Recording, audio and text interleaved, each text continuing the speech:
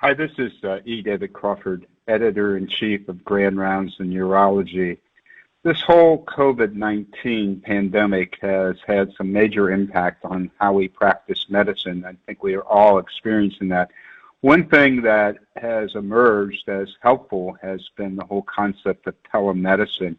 And I think this has really been something that has regenerated interest in telemedicine. There's a lot of moving parts here. Doing this, going across state boundaries and reimbursement and HIPAA and many, many other things. But one of the major questions has to do with where we are, with what we can do in reimbursement. And we're very fortunate to have Mark N. Painter join us to give us sort of an overview of this. Most of you are familiar with Mark. He is managing partner of PRS Consulting. He's vice president of coding and reimbursement for PRS. He's been intimately involved with a whole bunch of specialty organizations and in developing codes and coding manuals and hotlines and reference tools and major part of Urology Times every month. So we're fortunate. Mark, thanks for being with us. I know this is a very busy time for you, and I know our audience is looking forward to hearing what you have to say. Thanks. Thank you, Dr. Crawford. As you know, the situation surrounding telehealth has been quite fluid recently. Medicare did release, finally, a set of rules in support of the initial fact sheets and FAQs that were released. These rules were released on March 31st and are retroactive to March 1st. I'm going to go over the rules very quickly and how they pertain to telehealth during the public health emergency caused by COVID. So today I am going to use some information from the CPT manual from the American Medical Association, parts of the Federal Register for 2020 final rule, the telemedicine fact sheet, as well as the interim final rule published on March 31st. We're certainly hoping, but not expecting, we're hoping that there are going to be very limited changes coming at this point in time. We do expect some small tweaks, though, and we certainly expect the private payers to kind of pivot around. So I'll talk about kind of all those different things as we go through the presentation today. I want to lay down a little bit of vocabulary as we go through this presentation just to make things easier.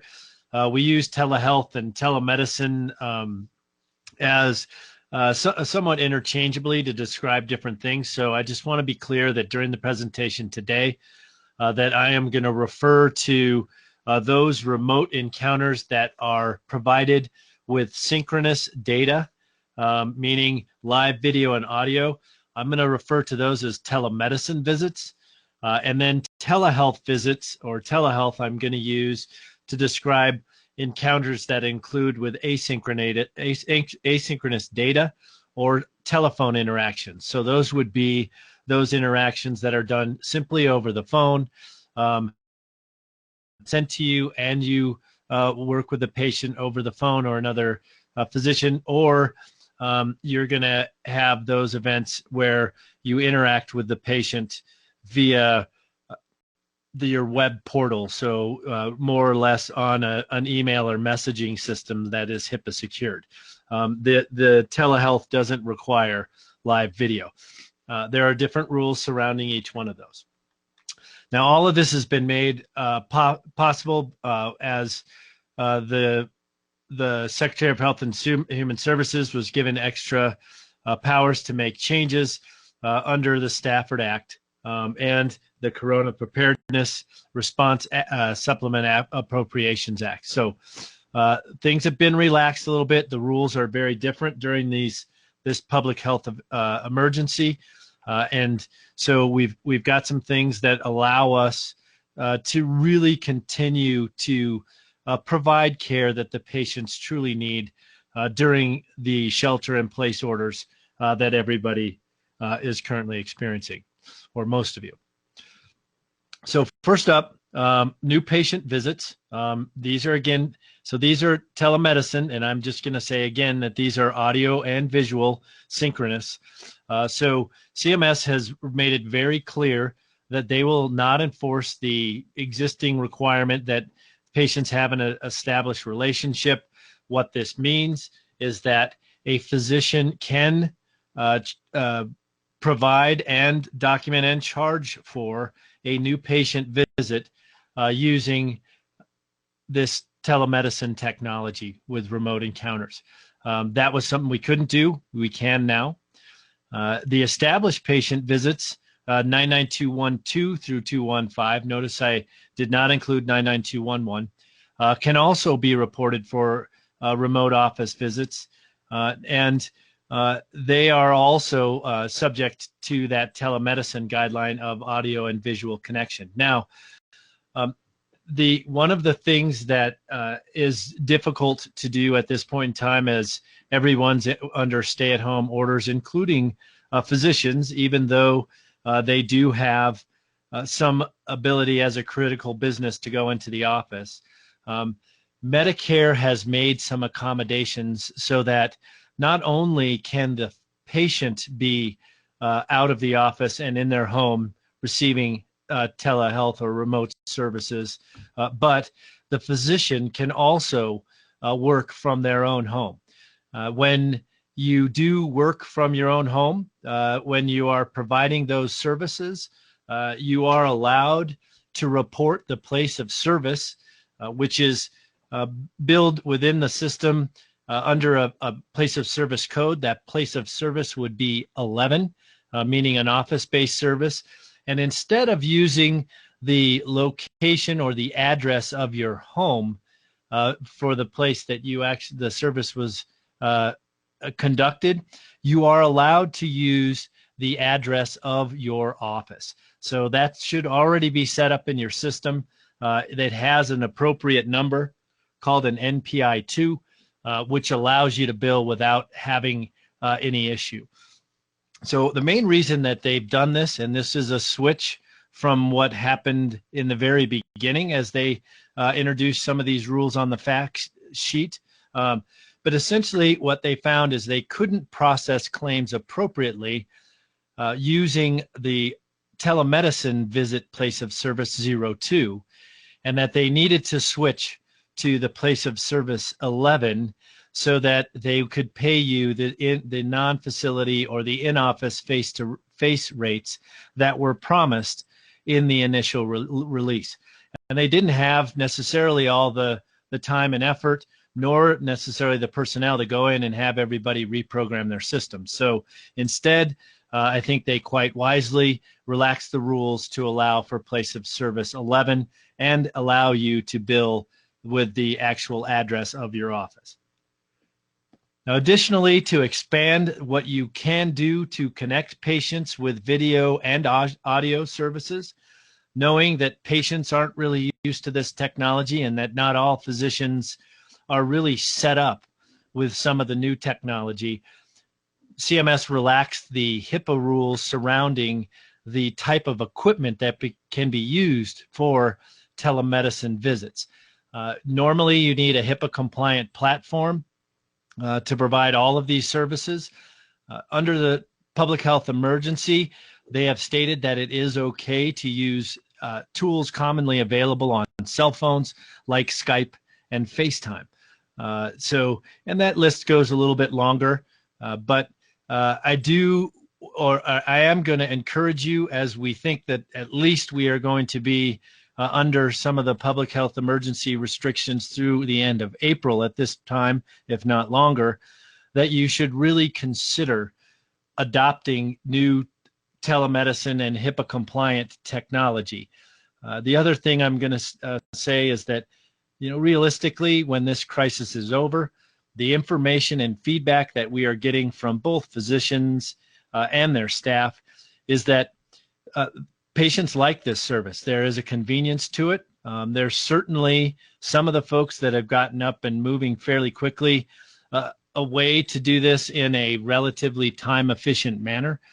So there are some long-term applications here. Now, once the public health emergency is over, we do expect the rules to be changed back to requiring HIPAA-compliant technology, and they may require that you have to provide those services from your office.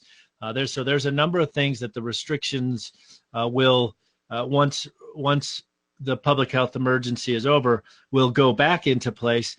I do think that they are not going to go back 100%, as we see that this is a valuable tool for both the patients and the physicians to maintain continuity of care, especially in the face of some of those healthcare shortages that we knew we were under before we went into this public health emergency. Now, a few other things that I want to tell you about relative to these telemedicine codes that were included in this interim final rule. So, number one, they really emphasized the fact that these visits needed to have both audio and a visual connection during the visit. Previously, we had looked at the public health emergency and the continuity of care as overarching, and that potentially you would be allowed under these circumstances to go ahead and charge for office visits when you had telephone service only.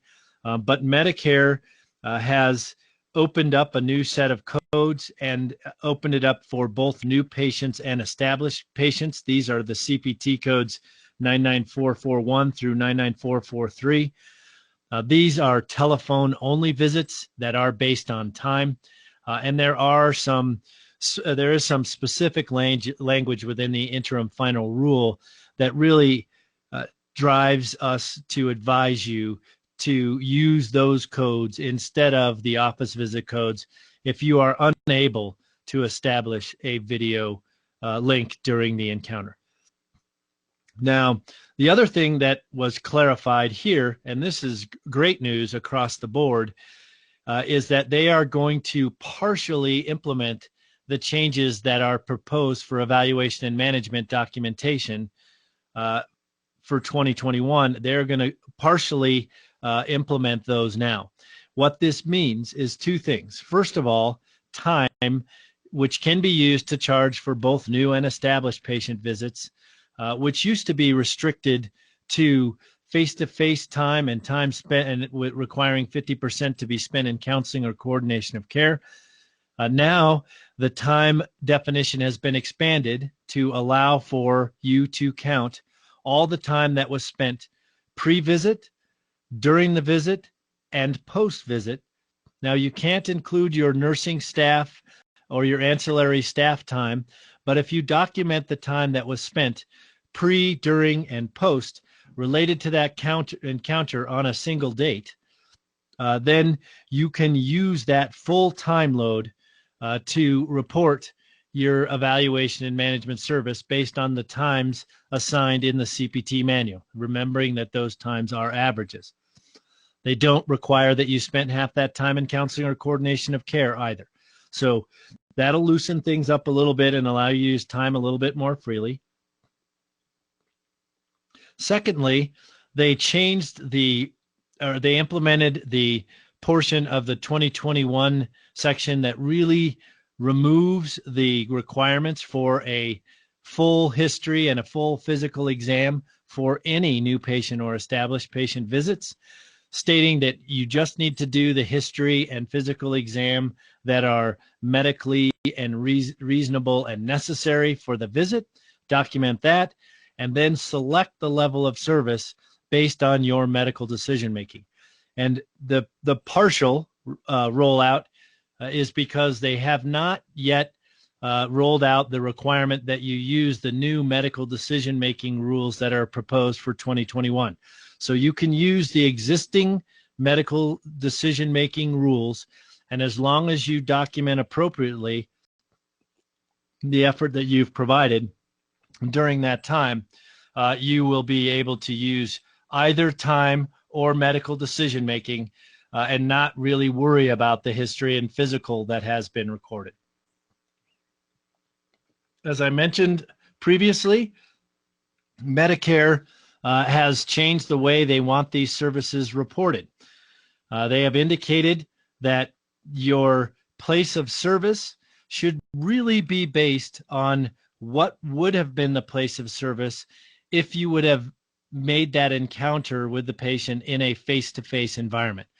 What that means is if you were going to meet the patient in the office, you should use place of service 11. If you are providing a audio-visual telemedicine service to a patient in the hospital, you would switch to the hospital visit codes, and the place of service would be inpatient hospital, even if you were in your office when that service was provided. And to indicate that the service was provided as a telemedicine visit, instead of using that 02, they are asking you to report with the code by adding modifier 95 to the CPT code. Copayment rules, they've clarified a little bit in the inner final rule. Not much of a change from what was initially released. Co-payments for Medicare patients are still the responsibility of the patient, but the physician can elect to waive the collection of that co-payment. This means Medicare is going to pay you the allowed amount minus the co-payment or co-insurance due, if any, and you can certainly crosswalk that over to billing for to reporting that to the secondary insurance, and if you get payment from that, you're fine.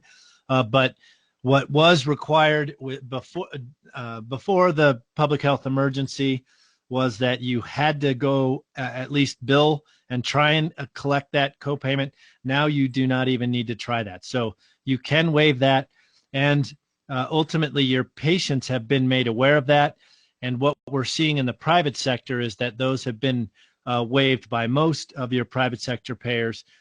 Therefore, you are actually in a situation where the patients may be requesting that you waive that copayment. So you are allowed to do that. You do want to be consistent. Obviously, with any payment policy, you don't want to adopt a policy that can open you up to some type of discrimination. Another piece that was included in the interim final rule is relative to the forms that you typically need to obtain.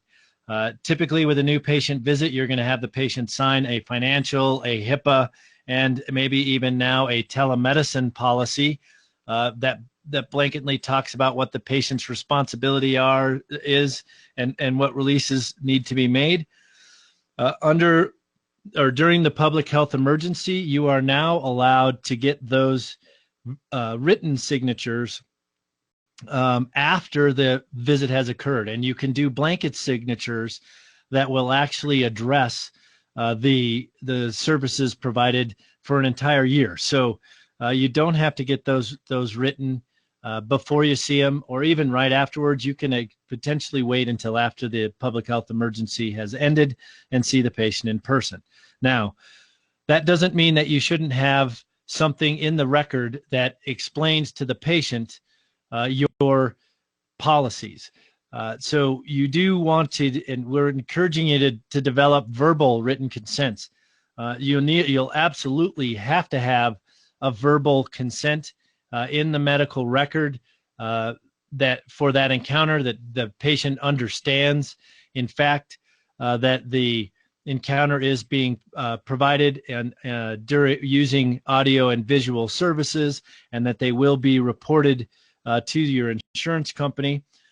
It would be also a good idea if you set this up in an office flow in your office to have your front desk folks during scheduling to explain and perhaps get a written, a verbal consent or a verbal understanding of the patient documented in the patient record as well for your HIPAA and your financial policies. So you do want to pursue some of those, but you don't have to do them right away. Now, if you have the capability of getting these documents executed in your patient portal, you might as well do that. It's certainly going to be helpful on the protective side, but they are not required. Now, the other thing I'm going to encourage you to think about, as I mentioned previously, we think that these telemedicine services are probably going to become more of a part of life moving forward. So as you develop these services and you provide them to your patient, one of the things you want to think about is really trying to mimic your in-office experience as much as possible.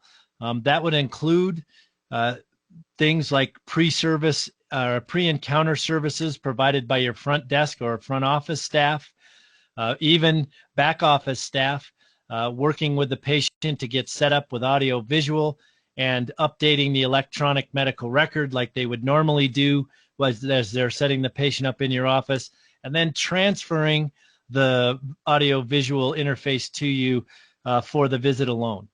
You're also going to want to open up your electronic medical record and document the visit appropriately, just like you would an inpatient encounter.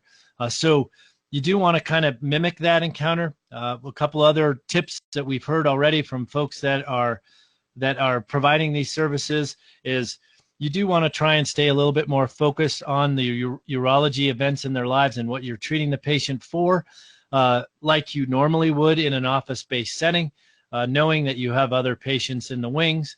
A lot of these patients have been alone and have not had as much social interaction as they're used to. So opening up discussions about family and those types of things, you may need to control as patients are interested in perhaps getting your take on the COVID virus and the situation as it pertains to healthcare. So do try and mimic those things as much as possible. And then the other thing I'm going to encourage you to do is really take note of the procedures and protocols that you're using right now, and fine tune those. You know, we have some practices that are already up and seeing as many patients as they were before the public health emergency using telehealth all the way. There are a few others that are up to about 80%, and there are others that are still struggling. So you do want to make sure that you document those and tweak those while you've got a little bit of extra time, because you're not doing surgery and some of the things that you will do in the long run that can set you up for the future. Again, document those procedures and protocols and mimic the office visit experience as much as you can.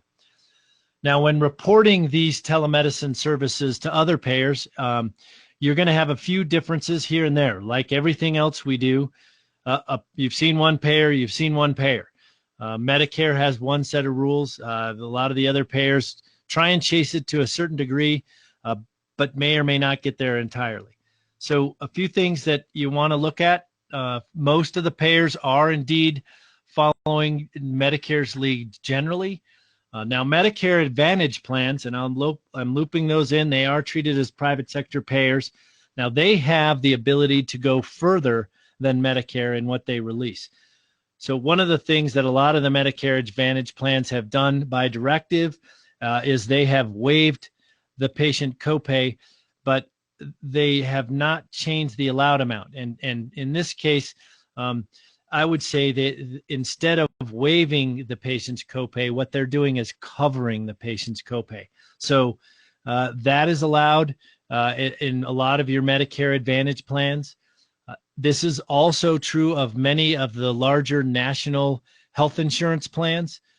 This isn't true everywhere. I mean, there's places like Blue Cross and Blue Shield of Texas that have elected to keep charging the patients their copay. Now, there are some payers that may allow you to waive the copay and try and collect it later. And there are some patients that are toying with the idea that they're going to try and collect from the patient. So there's a few things that we've seen across the board. Now, the other thing that's different is that the payers may or may not be set up to accept the modifier 95 with place of service 11. Some of them may still require the 02 place of service.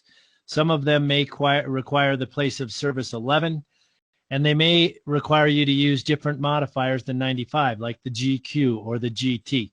A lot of it depends on their size and how up to date they are and how much money they've spent on programming.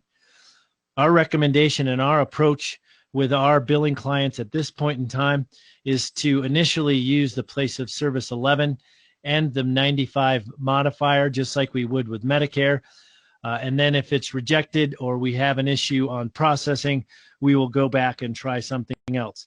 Now, I will say that we do first check the payer websites, and I would encourage you to do the same thing.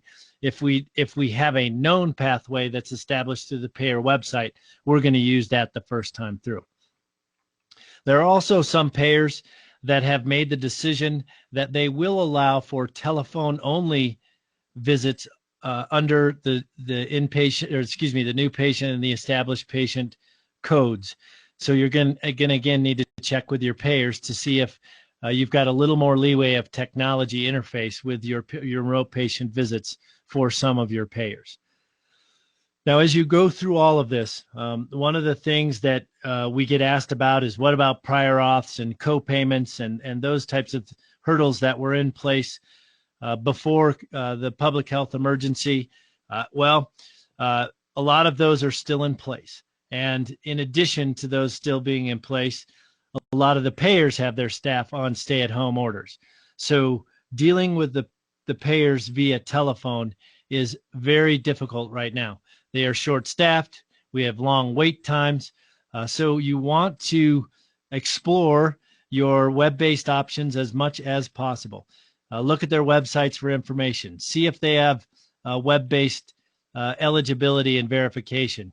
Do they have prior authorization tools on the internet?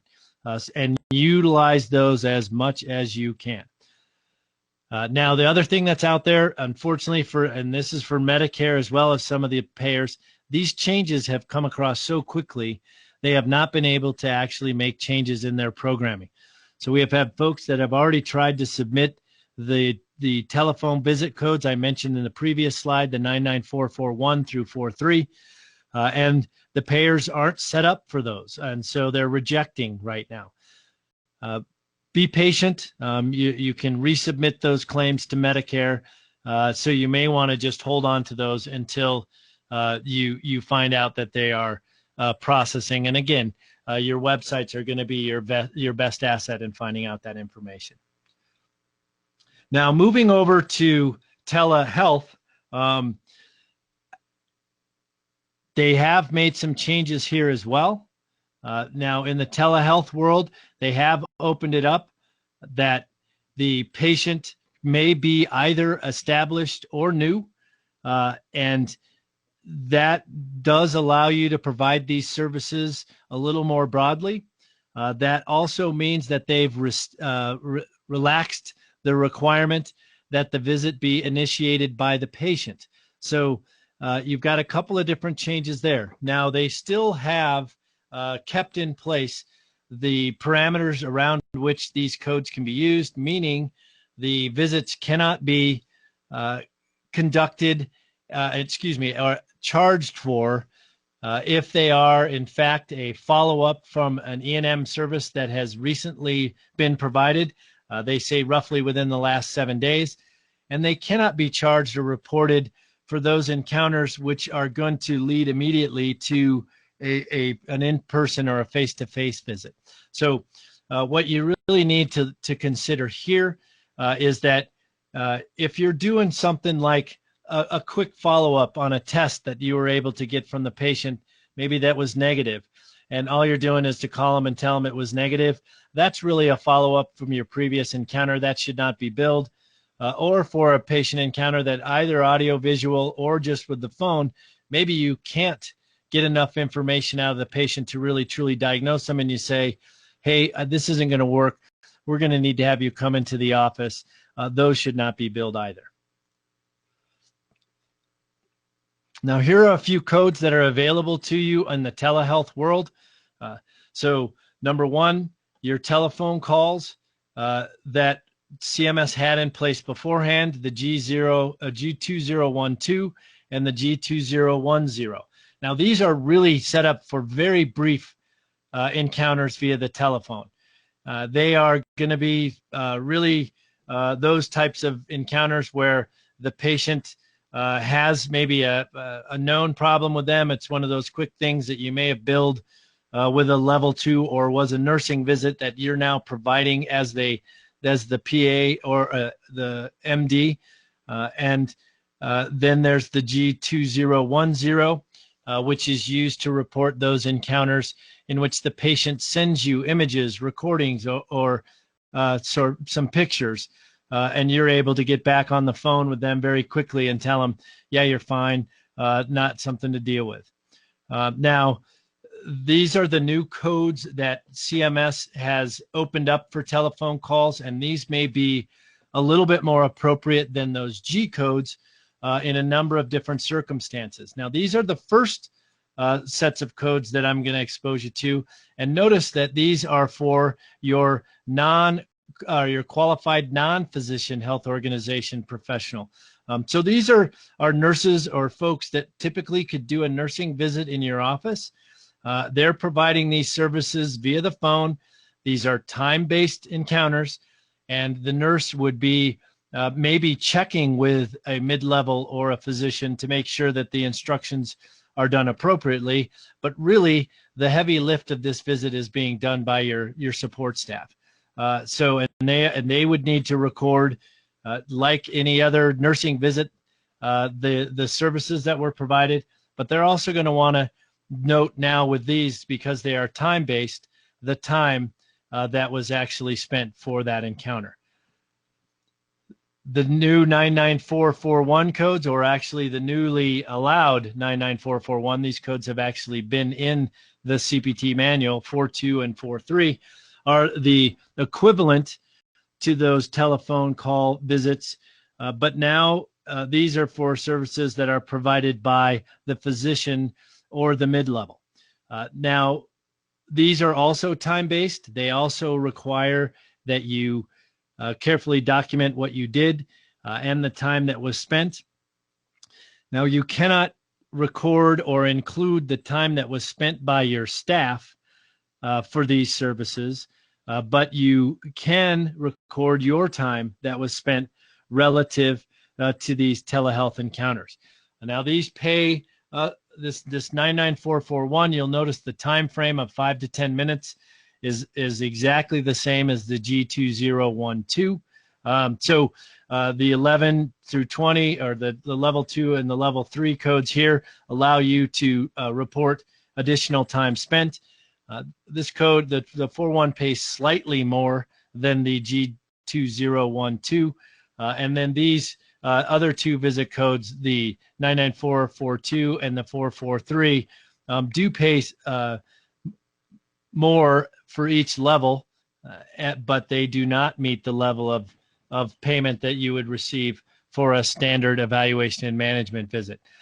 In the end, Medicare's determination here was that you can provide some services, but they are not the equivalent of an E&M visit without video. So this is why we really have to recommend to you that if you don't have audio and visual, that you use these codes instead of the standard new patient or established patient visit codes that you can use with telemedicine. So telehealth with these codes, telemedicine with the office visit codes.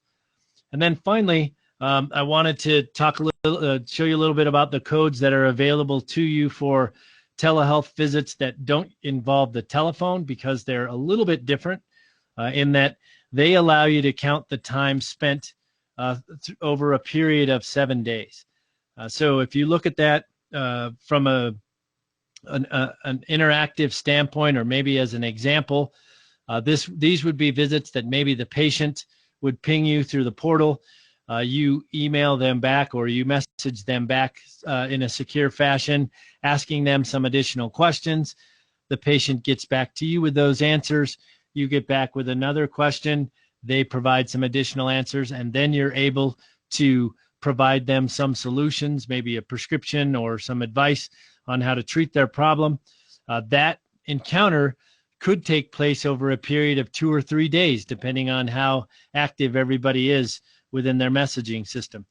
Under these codes, you would add up the time that you had spent over that encounter period, even though it occurred over 2, 3, and up to 7 days, and charge the appropriate level 994, 21, 22, or 23 if the physician is the one responsible for the encounter.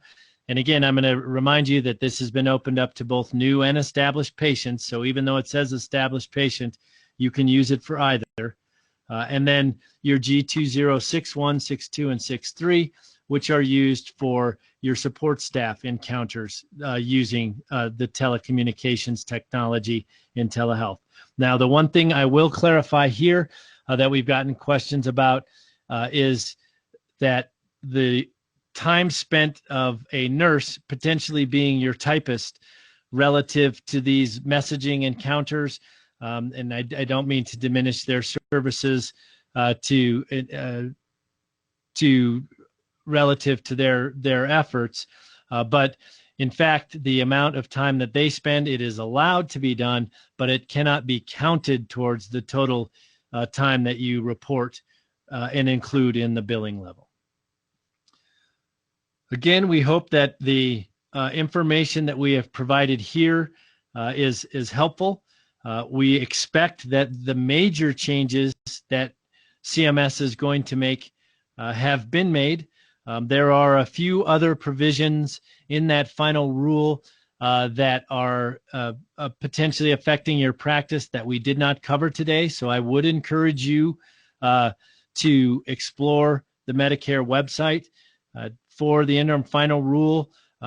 Go to the American Urological Association's website for information, or go to your various vendors, including PRS Network, that are also providing information relative to these changes, because there are other things that are changing, and more importantly, hopefully everyone is sharing the tweaks and the changes that private payers are making as they adapt to the new environment.